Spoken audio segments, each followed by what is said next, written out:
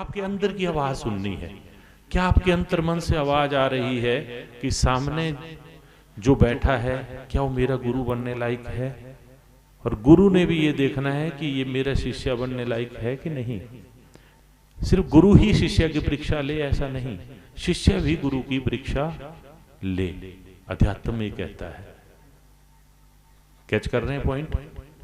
क्योंकि आप में से हो सकता है हमारे से सभी उम्र में बड़े हों, ऐसा भी हो सकता है, ज्यादातर बड़े होंगे, कुछ बच्चे दिख रहे हैं छोटे बीच में। तो क्या आयु के हिसाब से गुरु धारण करना चाहिए? क्या माई बोलो? तो फिर नहीं ऐसे बोल रहे, हम तो आपके बच्चों की तरह है। तो आप हाँ नहीं माता, मैं से औरों को भी समझा रहा हूं आपके माध्यम से कि गुरु शरीर नहीं, ये देह गुरु नहीं। गुरु तो जो अंदर की आत्मा है वो गुरु बनेगा। जब ये देह खंडित हो जाएगी तो आपका गुरु कौन हो गया? क्या गुरु मर गया? नहीं, गुरु तो प्रकाश है, वो ना कभी पैदा होता है ना कभी मरता है। अजर अमर सार तत्व का नाम ही गुरु है, जो अंधकार को मिटाता चलता है और आपके हृदय चक्र में हरि नाम की ज्योति को प्रज्वलित करता है। अखंड धुना चला है बिना घी तेल के अंतर मन में भक्ति का, उसे गुरु कहते हैं। और गुरु दीक्षा केवल और केवल उसको पाने के लिए ली जाती है। ये सच है कि जब वो परमात्मा के साथ हमारी टेर लग जाती है, ध्यान लग जाता है, तो आपके संसारिक भी छोटे मोटे काम होना स्वतः ही प्रारंभ हो जाते हैं। ये भी कटु सत्य है। लेकिन गुरु दीक्षा अपने कार्यों को सिद्ध करवाने के लिए कभी मत लेना, ये है मेरा कहने का भाव। ये अच्छी बात है माता कि आप आए दरबार में और जो कई वर्षों के आपके काम थे वो सारे एकदम स्वामी जी के महाराज के आशीर्वाद से वो पूर्ण हो गए। लेकिन उससे प्रभावित होकर ही मात्र गुरु दीक्षा धारण नहीं करनी है। गुरु दीक्षा के लिए और भी सोचना है कि सच में आपका गुरु भी शिव धाम गया है कि नहीं। क्योंकि जो स्वयं दिल्ली, चंडीगढ़, मुंबई गया होगा वही आपको सही रास्ता बताएगा। जो स्वयं नहीं गया होगा वो किसी से सुन सुना के बता देगा, तो आप कहीं कांगड़ा चले जाएंगे तब जाके चंडीगढ़ वापस आएंगे। और इतना कलयुग के बीच में समय नहीं है। कलयुग में सबसे ज्यादा कमी किस चीज की है? समय, वक्त, काल। काल के चक्र में हम सभी जीवात्माएं क्रमबद्ध क्रम अपना पूरा जीवन व्यतीत कर देती हैं। और माता का ये डिसीजन बहुत अच्छा है। माता बाकी भी ध्यान दें, ऐसा नहीं है कि आपने एक बार गुरु धारण कर लिया है तो दूसरी बार गुरु दीक्षा ले लोगे तो महापाप हो जाएगा। नहीं, जीवन अनमोल है, ये दूसरी बार नहीं मिलेगा। इसलिए अगर आपको लग रहा है जाने जाने से, जैसे माता बोल रहे हैं कि मुझे किसी ने जबरदस्ती गुरु दीक्षा दिला दी, ऐसा कभी नहीं करना है। अंतर मन में अगर विचार उत्पन्न होता है, आंखें बंद करके देखिए। और गुरु दीक्षा लेनी क्यों है? पूर्ण गुरु से गुरु दीक्षा धारण की जाती है। पूर्ण का अर्थ क्या है? जो ओमकार में लीन हो चुका हो उसे पूर्ण गुरु कहते हैं। जो ओम बोलते ही जिसके ओम के उच्चारण मात्र से नकारात्मकता हट जाती हो, जिसके दर्शन मात्र से ही आपको अंतर में तृप्ति होती हो, वो एक गुरु के लक्षण है। और शिष्य के कैसे लक्षण होने चाहिए कि कहीं ऐसा तो नहीं कि छोटी मोटी चीज से प्रभावित होके, किसी चमत्कार को देख के आप प्रभावित हो रहे हैं और गुरु धारण कर लिया। जीवन माता एक बार जीवन में मिलता है, दूसरी बार नहीं मिलेगा। इसलिए अब जो बीत गया उसमें तो हम नहीं कर पाए वो सब। आज भगवान शिव की अपार कृपा से हमें सुनहरा मौका मिला है कि आज हम भगवान के भजन करने का तरीका समझें। भक्ति आसान भी बहुत है और कठिन भी बहुत है। कठिन इसलिए है कि हम जानते नहीं करनी कैसे है। आसान इसलिए है जब गुरु मिल जाता है सच्चा रास्ता दिखाने वाला, तब हमें उस रास्ते की पहचान हो जाती है कि नहीं ऐसे ऐसे चलना है जैसे गुरु जी गए। और मन को, तन को तृप्त करने का नाम ही गुरु दीक्षा है। हमारा मन तृप्त हो जाना चाहिए। फिर हमें ये भय नहीं लगना चाहिए छोटी मोटी कोई व्याधि आ जाए, दर्द हो जाए कि नहीं ये हो गया मुझे, मैं तो गुरु दीक्षा ली है। अरे गुरु दीक्षा आपको एक ऐसा सर्टिफिकेट नहीं दे रहे हैं कि आप जिंदगी में आपके घर में मरण ही ना हो, नहीं। गुरु तो ये बताते हैं कि माता जिस दिन मृत्यु होनी हो उस दिन जरूर हो जाए, होनी चाहिए नहीं। जिस दिन आपके घर में जन्म होना हो उस दिन जन्म भी निश्चित हो जाए, उसे गुरु दीक्षा बोलते हैं। गुरु दीक्षा में समय की गति को नहीं रोका जाता, बल्कि गुरु दीक्षा में आपको समय से आगे कर दिया जाता है। मनमुख गुरुमुख दो तरह के प्राणी हैं, मनुष्य हैं। मनमुख वो हैं जो मन में विचार आया, आज बाबा जी के भंडारे में जाते हैं, चले गए, मन में 12 बजे मन में विचार आया क्या करेंगे यहां समय वेस्ट करके, अब चलते हैं एक दो पैग पी लेते हैं, हमने कौन से साधु बनना है, उन्हें मनमुख कहते हैं। थोड़ा सा मन में विचार आया कि देखो वो पड़ोसी तो मौज कर रहा है, हम भक्ति में लग गए, इस उम्र में क्या भक्ति करनी, भक्ति तो 60 साल की उम्र में करें। याद रखना 60 साल की उम्र में भक्ति नहीं होती, 60 साल की उम्र में बीमारी व्याधियों की भक्ति होती है। तरह तरह के रोग व्याधियां हमारे अंदर उत्पन्न होना प्रारंभ हो जाते हैं। असली भजन का जो भक्त है वो है बाल्यावस्था, और उसके आगे किशोरावस्था, युवावस्था। जब तक शरीर बिल्कुल ठीक है तब तक उस स्टेज में हम अच्छी भक्ति भजन प्रभु का कर सकते हैं। पर जब आप आगे हैं तो अभी देर नहीं है, लेकिन अभी से भी आपको जागना होगा। केवल गुरु दीक्षा लेने से ईश्वर नहीं मिलते। क्या कह रहा हूं मैं? और जगह आप ऐसा सुनते होंगे कि गुरु दीक्षा लेने से भगवान मिलते हैं।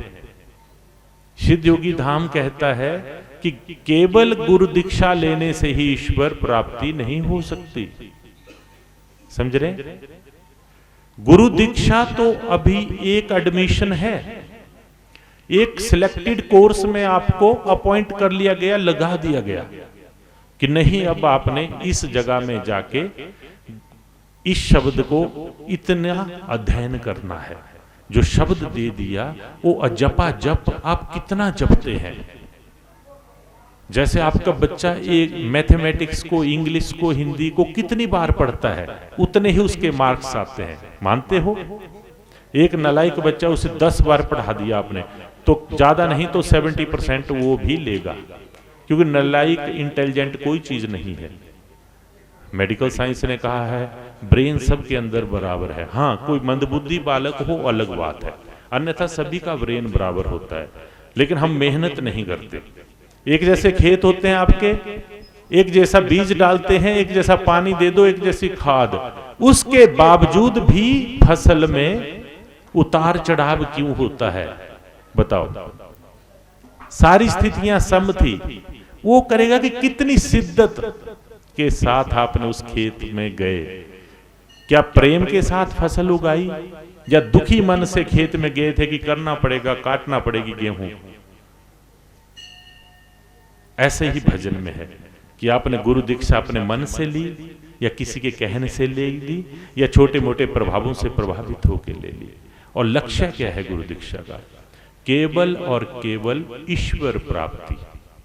और कैसी प्राप्ति? इस देह के बंधन से मुक्त होकर बार बार 84 के चक्कर से मुक्त होने के लिए गुरु दीक्षा होती है। ताकि हम, आपने देखा यहां चाहे आप टाटा बिरला मोदी बन के आ जाओ, चाहे गरीब बन के आ जाओ, बड़े बड़े अमीर बन के आ जाओ, सभी इस संसार में कर्म भूमि तभी कहा गया। दुख और सुख दोनों रहते हैं सबके साथ। इस संसार में एक किसी व्यक्ति का नाम लो जो सिर्फ दुखी ही दुखी है, ऐसा कोई भी नहीं।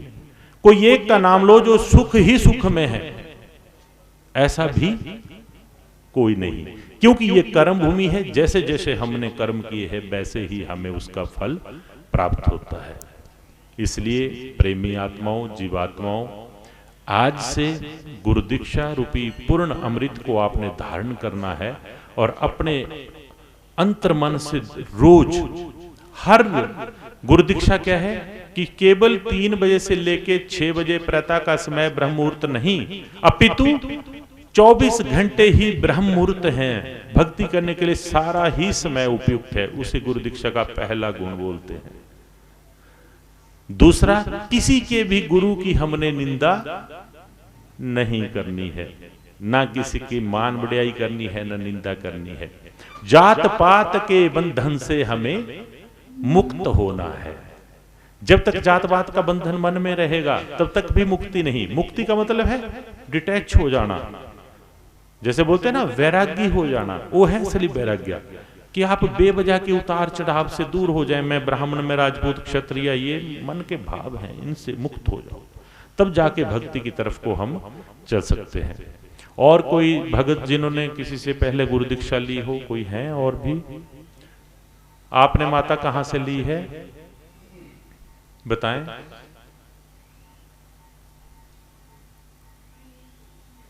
ले चुके हैं तो आज क्यों बैठे हैं दोबारा? क्यों नहीं? गुरु दीक्षा केवल एक बार लो, भूल गए हैं आप शब्द को, तो नहीं माता लेने की जरूरत दोबारा। कि और आए हैं आपके परिवार के साथ में, उन्होंने नहीं ली थी पहले, ले ली थी, तो आप क्यों बैठे हैं इनके बीच में? बताओ जो मन के भाव हैं, बताएं प्लीज। हाँ, दीक्षा नहीं हुई है इनकी। ठीक है, बैठो बैठो बैठो। मन में संशय मत रखना। कोई ये सोच रहा है कि गुरु दीक्षा लेने से हम करोड़पति बन जाएं, तो भी यहां से उठ जाओ। होता है ना, कई बार आते हैं ऐसे भी कई गुरु कि नहीं गुरु दीक्षा ले लो फिर करोड़पति बन जाएंगे। ऐसा कोई फार्मूला नहीं है, ऐसा भी कोई फार्मूला नहीं है। गुरु दीक्षा ले ली तो सब कुछ वही होगा जो आप चाहेंगे। चाहना क्या है कि हे प्रभु, जो आप हमारे लिए अच्छा समझते हैं वो होना चाहिए, ना कि प्रभु वो हो जो हम अपने लिए अच्छा सोचते हैं, ये नहीं। क्योंकि ईश्वर किसी के लिए बुरा नहीं सोचते हैं। बैठ जाए माता। आप भाई क्यों खड़े हैं? कहां से? ये ले लो, माइक दे दो, माइक के बाद आप बैठ जाओ माता अपने स्थान। अच्छा,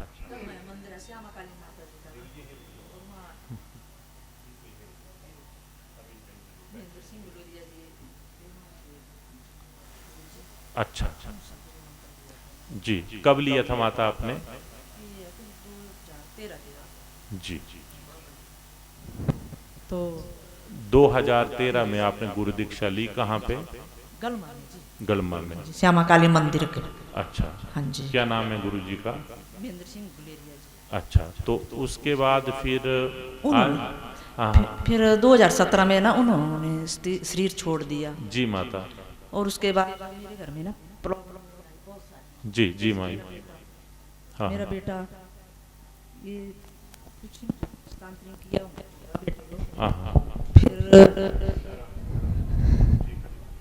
फिर ये ऐसे बोलते थे भाई मैंने मर जाना, ये वो बहुत सारी बातें। और हम बड़े परेशान हुए। ये है 2 साल पहले, मई आजकल की बात है, मई महीने में बड़े परेशान हुए थे हम। तो हम यहाँ एक मोना नाम की होती है एक लड़की।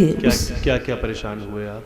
हम बेटा बोलता था मैंने मर जाना, मैंने ऐसा नहीं जीना, मैंने ऐसा नहीं। बेटा आए हुए आज? हाँ जी, मेरे बेटे। आ जाओ। कौन? 2 बेटे हैं मेरे, 2 यहाँ। आओ बेटा, आ जाओ आगे। अभिलाष, क्यों मन करता था आपका ऐसा?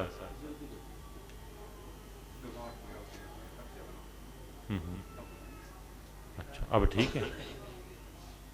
ठीक है बेटा, आप फील करते हैं कि ठीक है? ये कैसे ठीक हुए? कैसे ठीक हो गए? ठीक है गुरु जी। मोना नाम की लड़की वो हमें यहाँ ले आई। और यहाँ जब वो भी चला हुआ था कोरोना काल, हम गुरु जी से मिले। फिर और उससे पहले प्रधान में चुना गया मेरी बहू को। अच्छा, हाँ जी। प्रधान है आप? प्रधान है। कौन सी पंचायत के? बैरी पंचायत के। हाँ बैरी जी। तो बिलासपुर है। नहीं, एक बैरी पंचायत है हमारे मैरम सीट में। अच्छा, मैरम सीट, ठीक है, सुंदरनगर की हाँ तरफ। जी, वो भी सी की सीट आई हुई थी ना, हम ही थे वहाँ अकेले ही। अच्छा। फिर इनको पब्लिक ने चुन लिया प्रधान। अच्छा जी। हाँ जी, तो अभी 2 ही साल हुई थी शादी को इसके। अच्छा जी। हमारे परिवार में हमारे कोई नहीं थे, मैं जॉब करने वाली थी तब करके इसको। अच्छा।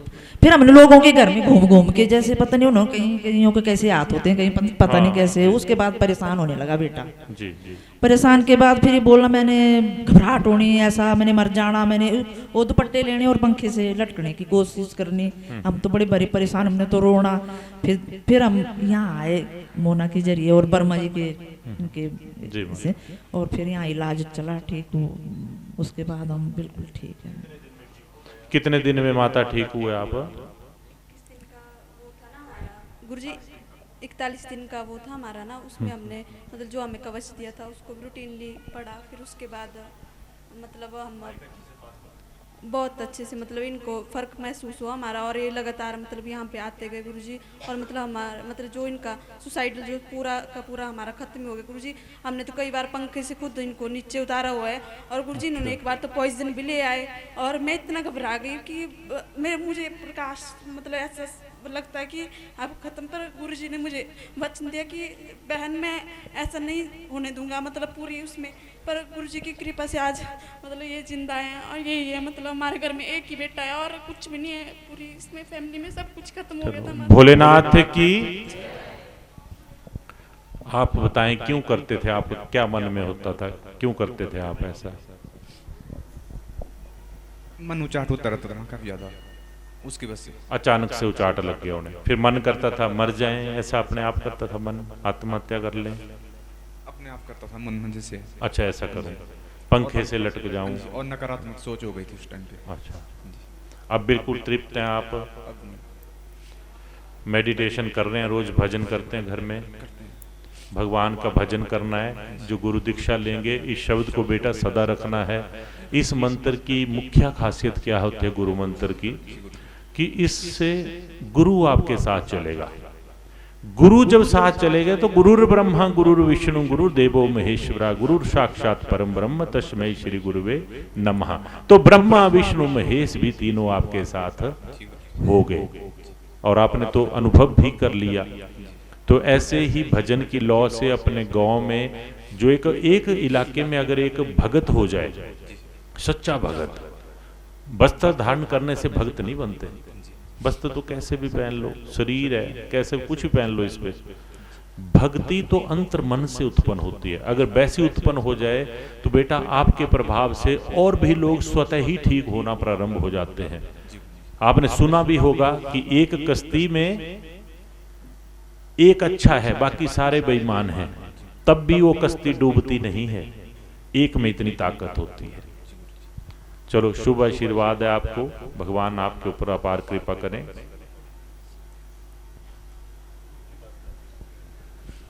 बैठे बैठे। पहले तो गुरुजी मैं 2018 में आई थी यहाँ पे। फिर मेरा इलाज चला हुआ था। जैसे 2-3-4 शनिवार आई थी मैं, फिर उसके बाद नहीं आई। मेरा मन नहीं कर रहा था यहाँ आने को। फिर 2018 के बाद अब आए। फिर तब मेरा वो था एक रुका हुआ फैशन डिजाइनिंग का जो मैं करती थी। तब इलाज में मैं 3 शनिवार बैठी शायद, तो मैंने वो कैंप्स लगाए फिर ईटको के और इसके हिमकौन के। फिर उसके बाद फिर मेरा मन नहीं कर रहा था। जैसे किसी ने मेरे को बोला भाई तूने ये क्यों डाला हुआ है, तो पता नहीं क्या हुआ। फिर उसके बाद मैं आई नहीं गुरुजी। फिर उसके बाद आई थी मैं पीछे, जैसे 1 साल पहले। तो गुरुजी को बताया था मैं 2018 में। फिर उसके बाद बैठी मैं इलाज में 6-7 शनिवार। फिर मैं बीमार थी। मेरा बेटा मेरे को वो शुद्धि वाले के लिए आया था किट 10,000 की। तो यहाँ आई, थायराइड मेरे कोई भी टेस्ट ठीक नहीं थे। फिर गुरुजी ने मेरे को दवाइयाँ दी और वो थायराइड मेरा कंट्रोल आ गया। अब 75 है मेरा थायराइड। अब मैं आती हूँ। और गुरुजी एक बात और है, जैसे मैं शनिवार को कल परसों में आना चाहती थी यहाँ शाम को, तो घर में मेरा पोता हो गया बीमार। फिर कल मैं शाम को आई यहाँ। इनके कोई ना कोई प्रॉब्लम हो जाती है। जब मैं शनिवार को आना होता है तो कुछ ना कुछ समस्या हो रही है मेरे घर में। और गुरुजी ने ये भी बताया है कि आपको जो किया था, आपको पैरालिसिस का अटैक भी पड़ सकता था। और जब मैं इलाज में बैठी तो मेरी साइड सुन्न होती थी यहाँ पे। हाँ जी ठीक है, पर वो प्रॉब्लम आ रही है जिससे मैं हर शनिवार को आना चाहती हूँ, तो कुछ न कुछ चलो problem वो हो कोई रही बात है। नहीं, मैं बताता हूँ उसमें क्या है। हाँ जी। उसमें क्या होता है, जब आपने देखा भी होगा, आप धारावाहिकों में सीरियल्स में देखते हैं कि जब भक्ति कर रहा है कोई भगत, तो उसकी भक्ति को खंडित करने के लिए कई सारी शक्तियां काम करती हैं। तो जब आप पॉजिटिव डायरेक्शन की तरफ को चलोगे तो जो नेगेटिव एनर्जी है वो आपको रोकने की पूरी कोशिश करेगी। एक गांव में बच्चा इंटेलिजेंट है, गरीब का बच्चा है किसी का, तो उसे 10 बच्चे तो सिगरेट पिलाने वाले मिलेंगे। 10 बच्चे बोलेंगे कि नहीं बेटा आज नहीं जाना, आज नदी में नहाते रहते, आज स्कूल जाना ही नहीं है, आज बेटा जंगल में खेलते हैं। होता है ऐसा कि नहीं? क्योंकि जो अच्छी राह पे चला है उसको रोकने के लिए 10 लोग जरूर होंगे जो उसे रोकेंगे कि ना जाए। क्योंकि जब आप पॉजिटिव हो जाएंगे तो पॉजिटिव एनर्जियों से आप सक्षम हो जाएंगे उन सारी शक्तियों के खिलाफ लड़ने के लिए। लेकिन माता घबराना नहीं है, उस स्थान से हटना नहीं है। आप जिस राह पे चले हैं सीधे चलते जाइए, और एक दिन फिर ऐसा आता है वो शक्ति अपने आप ही बैठ जाती है, हार जाती है कि नहीं हम इसको नहीं रोक पाए। ये है भक्ति मार्ग में तो अक्सर ऐसा होता है। जब जो भजन लगेगा करने, आपके घर में ही कई लोग ऐसे होंगे, जब आप भक्ति लगेंगे करने चुपचाप अपने कमरे में बैठ के, कोई ये नहीं कहेंगे आपको कि घंटी बजाओ उस टाइम, किसी की नींद को डिस्टर्ब नहीं करना, चुपचाप खामोश होकर आपने भजन करना है। जब भजन करेंगे, भक्ति करेंगे, मेडिटेशन करेंगे, तो आपके घर वाले ही कहीं आपको बोलने लग जाएंगे कि देखो कितना बड़ा भक्त बन रहा है, जैसे भगवान इसी को मिलेंगे, ऐसे ऐसे भाव बोलेंगे। या आपको आपका मन सबसे बड़ा बैरी है। मन कहेगा कि अरे क्या कर रहा है, सो जा चुपचाप, सारी दुनिया सोई है। तो सबसे बड़ी लड़ाई माता मन से है। जब मन को आपने जीत लिया, उसके बाद आप ये जो बाह्य तत्व हैं ये अपने आप ही जीत में आ जाएंगे, क्योंकि मन पे कंट्रोल सिर्फ आत्मा कर सकती है। मन को कौन हराएगा? आप स्वयं, आपकी आत्मा। ऐसे आप देख रहे हैं, ऐसे कई मेरे भाई यहाँ बुजुर्ग बैठे हैं, भाई बैठे हैं, बच्चे बैठे हैं, जिन्होंने जिंदगी में बीड़ी सिगरेट ही नहीं पी। योद्धा हैं ये। इन्होंने बहुत बड़ा युद्ध सबसे पहले अपने मन के साथ किया। जब मन के साथ युद्ध हुआ तो मित्रों दोस्तों से भी दोस्ती छूटी होगी जरूर, क्योंकि आपने देखा जो मीट मछली शराब अंडा बीड़ी सिगरेट इन चीजों से, दुर्व्यसनों से, चिट्टा वगैरह अटरम पटर में जितने नशे हैं दूर होता है, उसके मित्र बड़े कम होते हैं।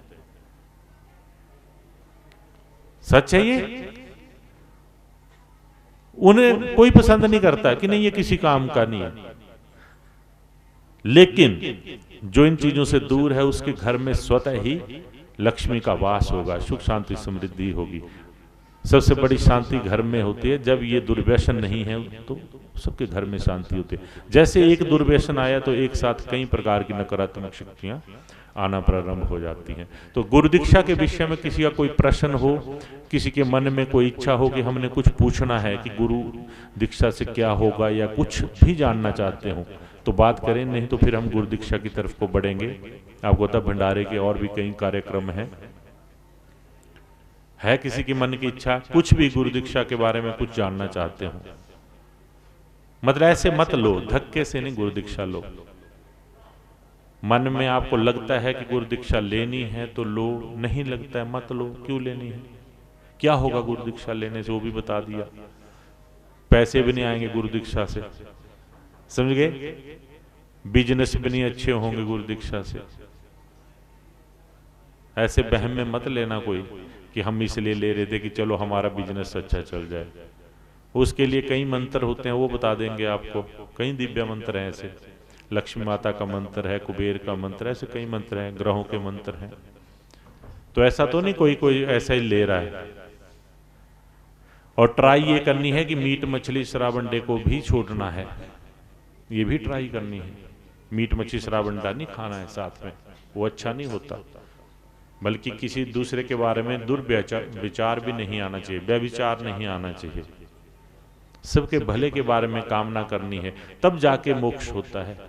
मोक्ष का अर्थ है कि आपने के पाप और पुण्य बराबर हो गए, ना माइनस कुछ नहीं बचा आपका, माइनस कोई चीज नहीं बची, सिर्फ भक्ति ही भक्ति बची है, तब मुक्त होता है व्यक्ति। जब तक मैंने किसी से कुछ लेना है, किसी को कुछ देना है, तब तक मुक्त नहीं हो सकते। मानते हो? कहीं से भी मुक्त नहीं होते। संसारिक लोग ही मुक्त नहीं होने देंगे, कहेंगे नहीं इतना पैसा आपने हमारा देना है या इतना हमने आपसे लेना है, तो मुक्ति नहीं होती उस चीज से। तब मुक्ति होगी जब हमारा सर्वस्व बराबर हो जाए, सम हो जाए, उसे भक्ति कहते हैं। सिद्ध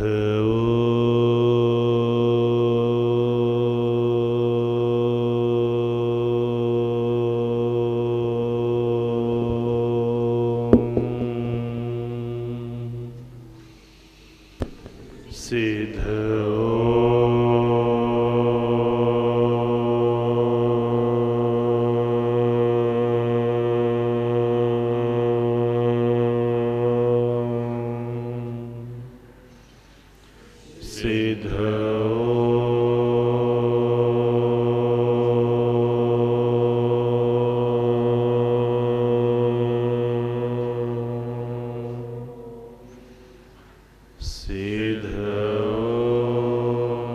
आंखें बंद करके ध्यान की अवस्था में, आंखें बंद करके दोनों आंखों के बीच में देखें, अपनी आंखें बंद रखें सभी। सिद्ध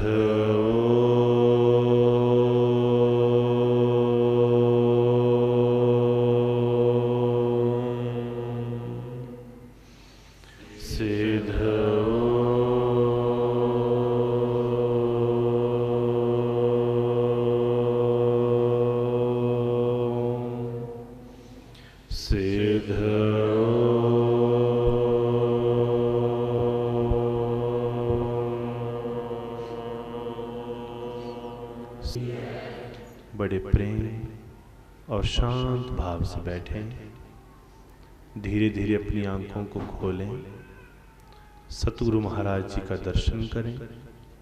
इसमें हम सब पूज्य पाद सतगुरु महाराज श्री श्री सिद्ध योगी बाबा जी के चरणों की शीतल छांव में बैठे हैं, जहां पर आज हम उनकी पावन जन्मभूमि और तपोस्थली में उस भव्य पंच शब्द का आंतरिक आनंद लेने के लिए प्रवेश कर रहे हैं, जो साक्षात सीधे परमात्मा के घर को रास्ता जाता है। उस रास्ते की जो चाबी है वही पंच शब्द है। बहुत से भक्तजनों के मन में एक संदेह रहता है कि गुरु शब्द क्या है और गुरु मंत्र क्या है। बहुत से कहते हैं शिष्य कि हमने गुरु मंत्र ले लिया है। जैसे अभी अभी एक देवी कह रहे थे कि हमारे गांव में एक आचार्य जी आए, उन्होंने हमें दीक्षा दी। अब मात्र 2 सेकंड में हम ये जानना चाहेंगे, हम सब जानेंगे गुरु चरणों में बैठकर कि आखिर गुरु मंत्र क्या है और गुरु दीक्षा पंच शब्द क्या है। कोई भी मंत्र जिसमें हमारे जीवन की किसी बीमारी, व्याधि, सुख दुख का जुड़ाव हो, कोई भी मंत्र जो हमारे जीवन की बीमारी, व्याधि को ठीक करने के लिए, दुख तकलीफ को ठीक करने के लिए किया जाता है, उसे गुरु मंत्र कहते हैं। जैसे पूज्यपाद गुरु महाराज भी यहाँ पर आपको गुरु मंत्र देते हैं कई बार कि लो बेटा इस गुरु मंत्र का जप कीजिए, इसका जप करने से आपके 10 वर्ष विवाह को हो चुके हैं पर फिर भी आपकी संतान हो जाएगी, या आपको पुराने से पुराना सिरदर्द रहता है, इस बीज मंत्र को आप जपेंगे तो वो बीज सिरदर्द ठीक हो जाएगा।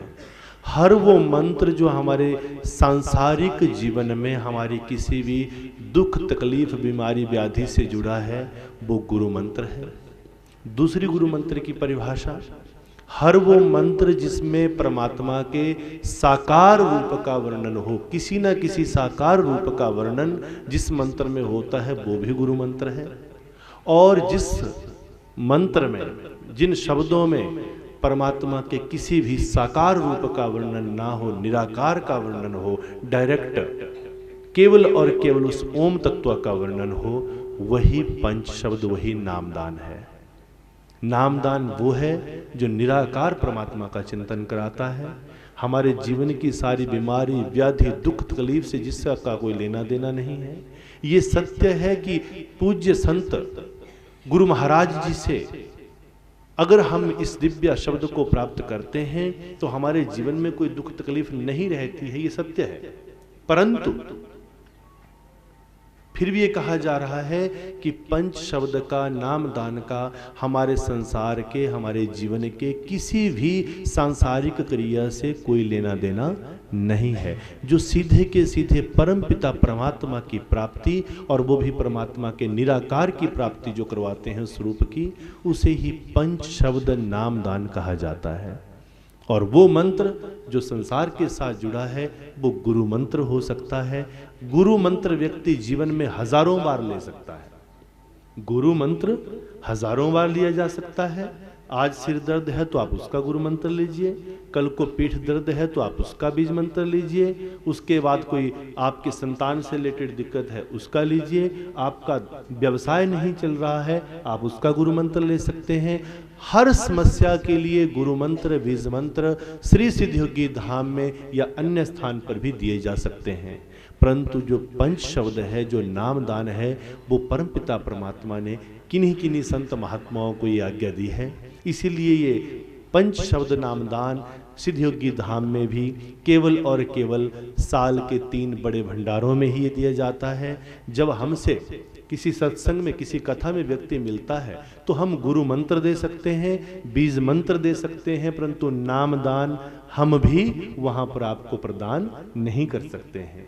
ये पूज्यपा सतगुरु महाराज के मुखारविंद से इन विशाल 3 धूनों की शरण में जब यहाँ पर धूने जलते हैं और ये 3 विशाल भंडारे होते हैं, उसी समय पूज्यपाद गुरु महाराज के मुखारविंद से इनकी पावन छत्र छाया में इस नामदान को प्राप्त किया जाता है। यही संदेश आप आगे से आगे अपने सगे संबंधी, रिश्तेदार, परिजन सबको ये ज्ञान आप बांट सकते हैं। ये ज्ञान बांटने की चीज़ है। गुरु मंत्र और पंच शब्द के बीच में जो अंतर है वो आज आपको बताया गया। गुरु मंत्र व्यक्ति जीवन में हजारों बार ले सकता है, परंतु जो नामदान है वो किसी किसी संत को ही आज्ञा दी है। पूज्यपाद गुरु महाराज की शरण में बैठकर आज हम उस पंच शब्द नामदान में प्रवेश कर रहे हैं। आइए उसमें प्रवेश करते हैं और अपने जीवन को धन्य बनाते हैं। जो आपने आज तक कहीं से भी लिया है वो बीज मंत्र है, गुरु मंत्र है, वो नामदान नहीं है। आइए नामदान में प्रवेश करें, सतगुरु चरणों का ध्यान करें। सिद्धोम सिद्धोम सिद्धोम। और अब सिद्धोम की साधना में प्रवेश करते हुए सबसे मुख्य नियम, एक ही नियम सबसे मुख्य है, ध्यान मूलम गुरुर मूर्ति, पूजा मूलम गुरुर पदम, मंत्र मूलम गुरुर वाक्यम, मोक्ष मूलम गुरुर कृपा। जिस दिन से आप गुरु चरणों में ध्यान लगाने जा रहे हैं उस दिन से अपने मन से ये संकल्प कर लेना है कि वो एक मंत्र, वो एक श्लोक जिसको पूरी दुनिया कहती है परंतु समझता कोई भी नहीं है, ध्यान मूलम गुरुर मूर्ति, दोनों आंखों के बीच में ध्यान करने के लिए अगर कोई तत्व है तो केवल और केवल सतगुरु का मुखमंडल है, सतगुरु का स्वरूप है। ध्यान मूलम गुरुर मूर्ति। अगर कोई मूर्ति इस दुनिया में है जिसका ध्यान करना चाहिए तो वो क्या है? वो गुरु की मूर्ति है। पूजा मूलम गुरुर पदम। पूजा के लिए इस पूरी दुनिया में, पूरे ब्रह्मांड में पूजा करने के लिए अगर कुछ है तो वो क्या है? गुरु के चरण है।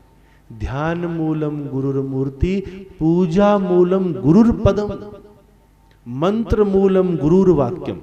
इस दुनिया में सबसे बड़ा मंत्र अगर कोई है तो वो श्री गुरु के मुखारविंद से कहा गया शब्द है। जो कुछ भी गुरु के मुख से निकल गया वही शब्द है, वही मंत्र है। मोक्ष मूलम गुरु कृपा। मोक्ष का रास्ता अगर कोई है तो वो गुरु की कृपा है। गुरु की कृपा से ही मोक्ष मिलता है। गुरु की कृपा से मोक्ष मिलता है। गुरु की कृपा उनके मुख से निकले शब्द को, उस वाक्य को मंत्र मानकर मिलता है। और वो मंत्र गुरु के मुख से कब मिलता है? जब हम उनके गुरु चरणों की पूजा करते हैं। और गुरु चरणों की पूजा कब नसीब में मिलती है? जब व्यक्ति गुरु के स्वरूप का अपनी आंखों के बीच में ध्यान करता है। तो जिन देवी ने अभी कहा था, मैं उनके माध्यम से आप सबको ये बताना चाहता हूं कि अभी तक आपने जो प्राप्त किया है वो नामदान नहीं है, वो पंचशब्द नहीं है, वो गुरु मंत्र है। सीधी सी बात, जिसमें परमात्मा के किसी साकार रूप का वर्णन किया हो। ओम श्री कृष्णाय नमः, तो भगवान कहते हैं कि ये मेरा साकार रूप है, कृष्ण रूप। ओम रामचंद्राय नमः, ये भगवान का साकार रूप है। जो साकार रूप में वर्णन हुआ है वो गुरु मंत्र है, जो निराकार रूप में वर्णन हुआ है वो नामदान है, वो पंचशब्द है। वो उस रूहानियत में हम प्रवेश करते हैं जहाँ भगवान का केवल एक ही रूप है, वो है निराकार। ना उसका कोई रूप है, ना रंग है, ना गंध है, ना हम उसे इन बाहर की आंखों से देख सकते हैं, उसे हम केवल और केवल अंदर की आंखों से ही देख सकते हैं। तो आइए सतगुरु महाराज के श्री चरणों का ध्यान करते हुए प्रवेश करते हैं उस पंच शब्द में। और जब हम पंच शब्द लेते हैं तो आज से एक संकल्प कि गुरु मुख से जो कहा जाए वही सत्य है। फॉर एग्जाम्पल सतगुरु महाराज बड़ा सुंदर उदाहरण देते हैं कि मान लीजिए अभी हम आपसे पूछते हैं कि हाँ जी समय कितना हुआ है, फिर हम ये कह रहे हैं कि हाँ समय इस समय दोपहर के 2 बज चुके हैं। कितने बज चुके हैं? अभी 2 बज चुके हैं। क्या 2 बज चुके हैं? क्या 2 बज गए बाहर? अभी जब शब्द देंगे तब कैमरे बंद होंगे, अभी बैठे रहेंगे, फिर उस वक्त फिर कैमरे बंद होंगे, फिर ये भी बात करेंगे। तो क्या अभी 2 बज गए हैं? बज गए हैं। जैसे उदाहरण के तौर पर एक बिटिया चेयर के ऊपर बैठी हैं तो ये कह रही है नहीं। क्या कह रहे हैं ये? प्रश्न पूछा गया कि क्या 2 बज गए हैं, तो इन्होंने गर्दन हिला दी। बहुत लोग ऐसे हैं उन्होंने गर्दन नहीं हिलाई पर उनका मन अंदर से कह चुका है कि नहीं अभी 2 नहीं बजे हैं। परंतु अभी 2 मिनट पहले क्या कहा गया कि 2 बज चुके हैं। जिस दिन जिस घड़ी आप नामदान में प्रवेश कर रहे हैं उस दिन से आपने वही सुनना है जो गुरु मुख से कहा जाए और उसके ऊपर आंखें बंद करके व्यक्ति को विश्वास होना चाहिए। इसलिए सतगुरु महाराज ने कहा कि गुरु बनाने से पहले व्यक्ति को 100 बार सोचना है। गुरु बनाने से पहले मौका है पर गुरु बनाने के बाद मौका नहीं है। गुरु बनाने से पहले आप 1000 बार सोच लो कि मैं गुरु बनाऊं या ना बनाऊं, पर जब एक बार सतगुरु किसी को धारण कर लिया उसके बाद व्यक्ति को गुरु के वचनों पर कोई संदेह नहीं करना चाहिए। इसका अर्थ ये नहीं है कि गुरुदेव आपको गलत समय बताएंगे। एक उदाहरण दिया जा रहा है कि चाहे अभी बज रहे हो 11:30, लेकिन अगर ये कहा जा रहा है कि क्या हाँ जी 2 बज गए, तो शिष्य का कर्तव्य क्या है? हाँ गुरुदेव 2 बज गए। जिस दिन इस प्रकार की भक्ति और ये भाव व्यक्ति के अंदर प्रवेश हो जाता है, समझ लो वही गुरु और शिष्य का सबसे घनिष्ठ संबंध है। जब ऐसे विश्वास हम कर लेंगे तो सतगुरु आपको कहेंगे कि जाओ बेटा कल आपने ये करना है। अभी समय के अभाव में चलते चलते केवल एक उदाहरण दूंगा। आपके बीच में श्री सुरेश राणा जी बैठे हैं, खड़े हो जाएं। आपके सामने एक एग्जाम्पल दे रहा हूं मैं, उनका एग्जाम्पल दूंगा जो यहां पर मौजूद है, उनका नहीं जो नहीं मौजूद है। इन्होंने अपने घर में पूज्य गुरु महाराज जी के चरणों के उस विशेष आशीर्वाद से अपने घर में विशाल भागवत महापुराण की कथा का आयोजन किया। तो इन्होंने पूछा कि गुरुदेव हमारी भूमि में एक महामाया का मंदिर है और हम वहां पर मूर्ति स्थापित करना चाहते हैं। पूज्य गुरु चरणों में, बाबा जी के चरणों में अंदर बैठकर पूछा गया कि गुरुदेव क्या ये मूर्ति स्थापित होगी? तो सुरेश राणा जी को कहा गया कि अभी उस मूर्ति को आप खरीदना मत, अभी मूर्ति मत खरीदना। लेकिन हुआ क्या कि इनके छोटे भाई हैं, वो हमसे मिले नहीं थे पहले, तो उनको नहीं पता था कि सिद्धयोगी धाम की महिमा क्या है। तो बोले कि भैया पता नहीं उस वक्त फिर हम एकदम ला पाए ना ला पाए, गुरुजी बोल देंगे अभी ले आओ तो कैसे लाएंगे। तो उन्होंने मूर्ति का ऑर्डर कर दिया और मूर्ति को मंगवा दिया। अब सुरेश राणा जी आप बताएं, जब मूर्ति मंगवा दी तो क्या हुआ? वो मूर्ति रास्ते में ही टूट गई। घर पहुंचने से पहले ही वो मूर्ति टूट गई, मूर्ति खंडित भी हो गई, पैसे भी बर्बाद हुए, सब कुछ हो गया। ये अभी की बात है 15 दिन पहले कि इनके घर में कथा थी। बड़े भैया को तो पता था, ये 4-5 बार आए थे, छोटे भैया केवल एक बार आए थे। उन्होंने हमसे मिले थे, परंतु हो सकता है कि ऐसा लग रहा हो कि नहीं, जिस प्रकार दुनिया में सब जगह पर कथावाचक हैं, कथा कर रहे हैं, तो भगतजनों पूज्य गुरु चरणों में बैठकर हमने ये समझना है कि सिद्धयोगी धाम में अगर आप ये सोचें कि साधारण कहीं कथावाचक से आप बात कर रहे हैं, तो ऐसा कभी भी गलती जीवन में ना करें। ये कोई साधारण किसी कथावाचक की बात नहीं है। यहाँ पर जो कुछ भी हम करते हैं वो गुरु आज्ञा से, सतगुरु चरणों से जो आदेश आता है वही हम करते हैं। हमें अगर कोई ये भी कह दे कि कल हमारे घर में कथा कर दीजिए, हम आपको 5 करोड़ देने को तैयार हैं, तो परमात्मा साक्षी हैं कि हम फिर भी तब तक नहीं जाते जब तक हमें पूरी तरह से अंदर से आदेश ना हो। तो आपके सामने मैंने उदाहरण बताया। इसका अर्थ क्या हुआ कि अभी तक ये दीक्षित नहीं थे, इसलिए ये गुरु वचनों पर विश्वास नहीं कर पाए। कहा गया था मूर्ति मत खरीदना, जिद के ऊपर मूर्ति खरीदी, वो लगनी तो दूर की बात, वो रास्ते में ही टूट गई। तो अर्थ क्या है कि जिस दिन गुरु चरणों में प्रेम हो गया, जब नामदान में प्रवेश कर लिया, उसी दिन उसी घड़ी से व्यक्ति को कहते हैं कि जब विवाह होता है तो पति पत्नी का जब फेरे लगते हैं, तो बुजुर्ग लोग कहते हैं कि अगर आपने अपने दाम्पत्य जीवन का सुख लेना है, अपने जीवन को अच्छा बनाना है, तो आज फेरों के साथ साथ ही बेटा आधे अंधे, आधे गूंगे, आधे बहरे हो जाना है, तभी आप पति पत्नी सुखी रह सकते हो। दुनिया की बातों को कितना सुनना है? आधा, चाहे वो दुनिया, चाहे पत्नी, चाहे माँ, चाहे भाई, चाहे बहन, कितनी सुननी है बात? आधा गूंगा, आधा बहरा, आधा अंधा। ये हुई संसार के जीवन का आनंद। और अगर हमने उस जीवन का आनंद लेना है जहां गुरुदेव कह रहे हैं कि अब हम इस दीक्षा के बाद कहां जाएंगे? रूहानियत में प्रवेश करेंगे, अंदर के लोकों में जाएंगे। जो वहां नहीं पहुंचे उनको पता ही नहीं है। दुनिया तो गुरु मंत्र लेती है, उसमें पूरी जिंदगी निकल जाती है। दुनिया को पता ही नहीं है कि इस मंत्र से मुझे मिलना क्या है। गुरु मंत्र केवल संसार का सुख दे सकता है, परंतु परमात्मा की प्राप्ति नहीं दे सकता है। परमात्मा की प्राप्ति केवल और केवल पंच शब्द नामदान के द्वारा होती है। नामदान ही वो चीज है। इसलिए सच्चे अर्थों में हमने अंदर प्रवेश करना है।